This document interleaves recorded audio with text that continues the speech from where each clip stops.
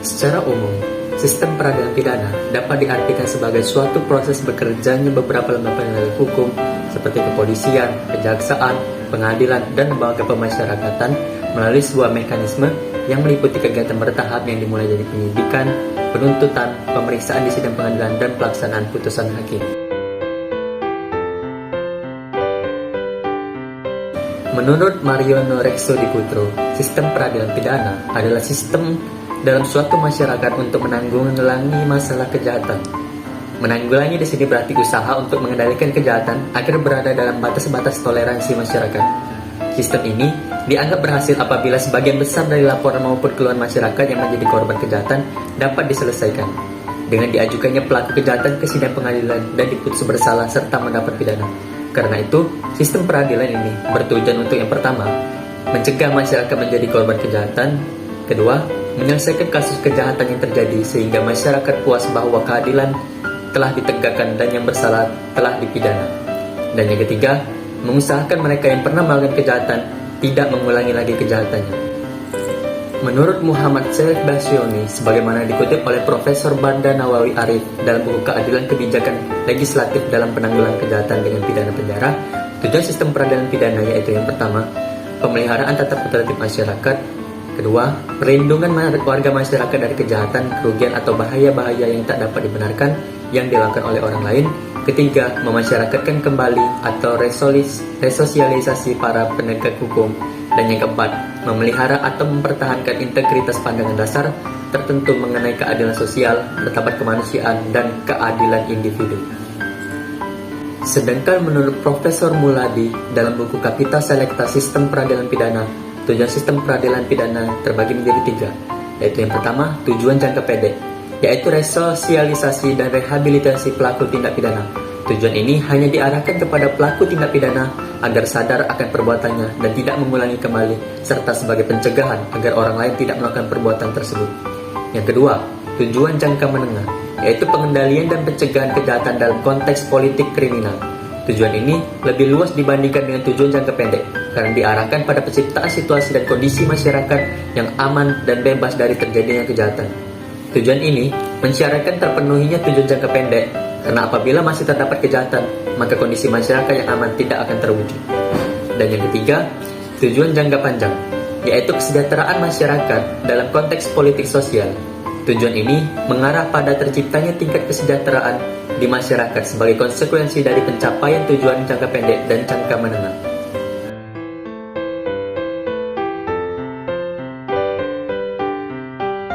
Sistem peradilan pidana untuk pertama kali diperkenalkan oleh pakar hukum pidana dan para ahli dalam criminal justice system di Amerika Serikat, sejalan dengan ketidakpuasan terhadap mekanisme kerja aparatur penegak hukum dan institusi penegak hukum yang didasarkan pada pendekatan hukum dan ketertiban yang sangat menggantungkan keberhasilan penanggulangan kejahatan pada efektivitas dan efisiensi kerja kepolisian.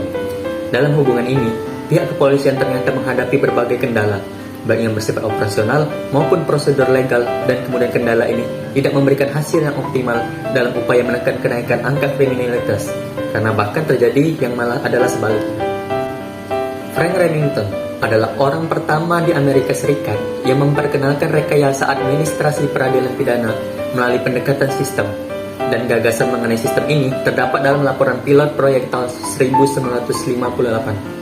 Gagasan ini kemudian dilekatkan pada mekanisme administrasi peradilan pidana dan diberi nama Criminal Justice System. Istilah ini kemudian diperkenalkan dan disebarluaskan oleh The President's Crime Commission. Dalam skematik Criminal Justice System telah disusun oleh The Commission's Task Force on Science and Technology di bawah pimpinan Alfred Blumstein. Sebagai ahli manajemen, Blumstein menerapkan pendekatan manajerial dengan bertopang pada pendekatan sistem terhadap mekanisme administrasi peradilan pidana. Sejak saat itu, dalam penanggulangan kejahatan di Amerika Serikat, diperkenalkan dan dikembangkan pendekatan sistem sebagai pendekatan hukum dan ketertiban.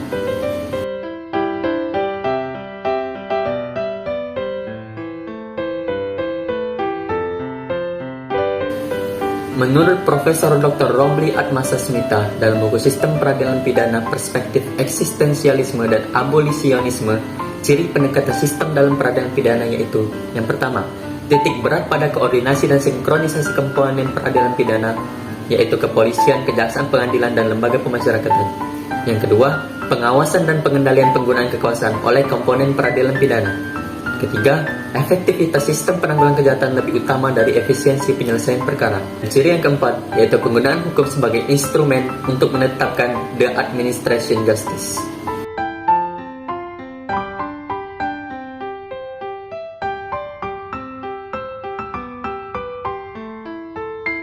Dalam sistem peradilan pidana, dikenal 3 bentuk pendekatan. Yang pertama, pendekatan normatif, memandang keempat aparatur penegak hukum sebagai institusi pelaksana peraturan perundang-undangan yang berlaku, sehingga keempat aparatur tersebut merupakan bagian yang tidak terpisahkan dari sistem penegakan hukum semata-mata.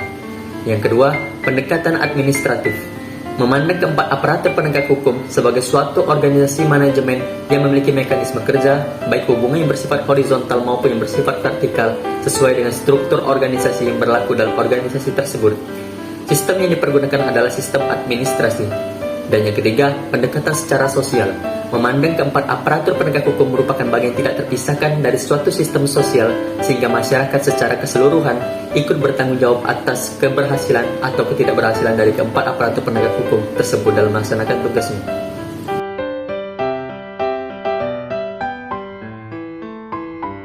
Model sendiri bukanlah merujuk pada sesuatu hal yang nampak secara nyata dalam suatu sistem yang dianut oleh suatu negara, akan tetapi merupakan suatu sistem nilai yang dibangun atas dasar pengamatan terhadap praktek pengadilan di berbagai negara. Menurut Herbert L. Packer di dalam buku The Limits of the Criminal System, penyelenggaraan pengadilan pidana di Amerika Serikat dikenal 2 model dalam proses pemeriksaan pidana. Yang pertama, yaitu Due Process Model dan Crime Control Model. Model yang pertama, yaitu Crime Control Model, didasarkan pada anggapan bahwa penyelenggaraan peradilan pidana adalah semata-mata untuk menindas perilaku kriminal, dan ini merupakan tujuan utama proses peradilan, karena yang diutamakan adalah ketertiban umum dan efisiensi. Proses kriminal pada dasarnya merupakan suatu perjuangan atau bahkan semacam perang antara 2 kepentingan yang tidak dapat dipertemukan kembali, yaitu kepentingan negara dan kepentingan individu atau terdakwa. Di sini berlakulah apa yang disebut sebagai praduga bersalah dan sarana cepat dalam pemberantasan kejahatan demi efisiensi. Dalam praktek model ini mengandung kelemahannya, itu seringnya terjadi pelanggaran hak asasi manusia demi efisiensi.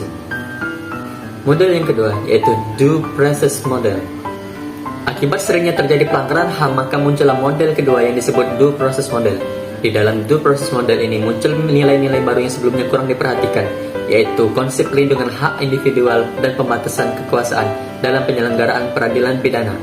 Proses kriminal harus dapat dikendalikan untuk dapat mencegah penyalahgunaan kekuasaan dan sifat otoriter dalam rangka mencapai maksimum efisiensi.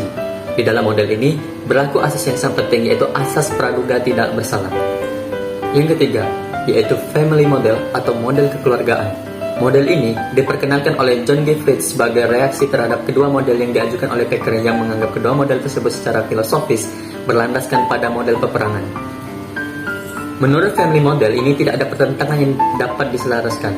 Filsafat yang mendasari model ini adalah kasih sayang sesama hidup atas dasar kepentingan yang saling menguntungkan. Menurut Griffiths, setiap kehidupan dalam masyarakat hendaknya selalu dilandasi oleh kasih sayang yang berlanjut, sebagaimana yang ada dalam keluarga kecil, di mana sanksi pidana dalam hal ini tidak berfungsi untuk mengasingkan, tetapi untuk pengamalian kapasitas pengendalian diri.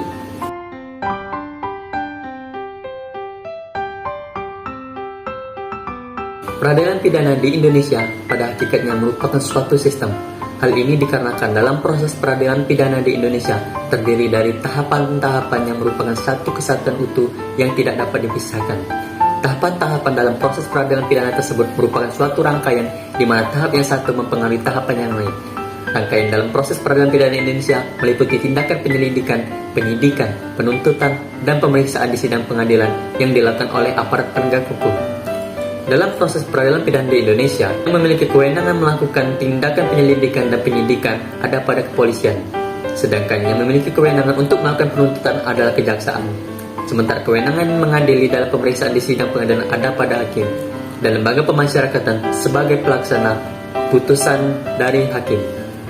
Kewenangan-kewenangan yang dimiliki oleh hakim, kejaksaan, dan kepolisian meskipun berbeda, tetapi pada prinsipnya merupakan satu kesatuan yang utuh yang tidak dapat dipisahkan. Karena itu, Dalam hukum acara pidana sebagaimana tercantum dalam Undang-Undang Nomor 8 Tahun 1981 tentang Hukum Acara Pidana, sistem peradilan pidana yang digariskan oleh KUHP adalah sistem peradilan pidana terpadu atau Integrated Criminal Justice System. Sistem peradilan pidana terpadu adalah sistem yang mampu menjaga keseimbangan perlindungan kepentingan, baik kepentingan negara maupun kepentingan masyarakat dan kepentingan individu, termasuk kepentingan pelaku tindak pidana dan korban kejahatan. Keterpaduan gerak sistematik subsistem peradilan pidana dalam proses penegakan hukum tentunya sangat diharapkan di dalam pelaksanaannya. Salah satu indikator keterpaduan sistem peradilan pidana adalah sinkronisasi pelaksanaan penegakan hukum. Sinkronisasi di kalangan subsistem peradilan pidana yang terdiri dari kepolisian, kejaksaan, pengadilan, dan lembaga pemasyarakatan penting untuk diperhatikan dalam kerangka sistem itu mencapai tujuannya menanggulangi kejahatan di dalam masyarakat. Menurut Profesor Dr. Muladi SH dalam buku Kapital Selekta Sistem Peradilan Pidana, makna Integrated Criminal Justice System ini adalah sinkronisasi atau keserempakan atau keselarasan yang dapat dibedakan menjadi 3 hal. Yang pertama, sinkronisasi struktural adalah keserempakan dan keselarasan dalam kerangka hubungan antar lembaga penegak hukum. Yang kedua, sinkronisasi substansial adalah keserempakan dan keselarasan yang bersifat vertikal dan horizontal dalam kaitannya dengan hukum positif. Dan yang ketiga, sinkronisasi kultural adalah keserempakan dan keselarasan dalam menghayati pandangan-pandangan, sikap-sikap, dan falsafah yang secara menyeluruh mendasari jalannya sistem peradilan pidana. Karena itu, apabila sistem peradilan ini tidak terpadu, maka diperkirakan akan terdapat 3 kerugian, yaitu yang pertama, kesukaran dalam menilai sendiri keberhasilan atau kegagalan masing-masing instansi yang sehubungan dengan tugas mereka bersama. Yang kedua, kesulitan dalam memecahkan sendiri masalah-masalah pokok instansi sebagai subsistem peradilan pidana. Dan yang ketiga, karena tanggung jawab masing-masing instansi yang kurang jelas terbagi, maka setiap instansi tidak terlalu melihat efektivitas menyeluruh dari sistem peradilan pidana.